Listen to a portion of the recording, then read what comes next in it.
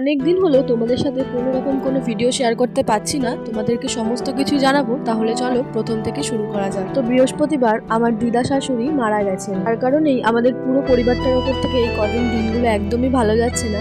তাই কোনো রকম কোনো ভিডিও করতেও পারছি না, তোমাদের সাথে শেয়ার করতেও পারিনি। যেই কটা ভিডিও ছিল সেগুলোই এই কদিন শেয়ার করে এসেছি। দিদা মারা যাওয়ার পর থেকেই বাড়িতে সমস্ত আত্মীয় স্বজনরা তো এখনো পর্যন্ত রয়েছে, যতদিন না কাজ মিটবে। আর যেহেতু আমাদের পাশাপাশি বাড়ি, তাই সমস্ত আত্মীয় স্বজনরা আমাদের বাড়িতেই রয়েছে।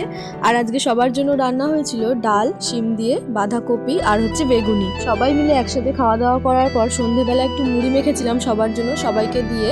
আমি আরও মুড়ি মাখাটা আমাদের ঘরে বসে খাচ্ছিলাম। সেই মুহূর্তে একটা কল এসেছিল যে একটা পার্সেল এসেছে। আজকে যে পার্সেলটা আনবক্সিং করছি সেটা আমার না, আমার একটা দিদির। ও একটা লেহেঙ্গা অর্ডার করেছিল, আর সেটা আমাদের বাড়ির ঠিকানায় দেওয়াতে পার্সেলটা এখানেই এসেছে। লেহেঙ্গাটার দাম ওই নিয়েছিল মোটামুটি 450 টাকা মতন।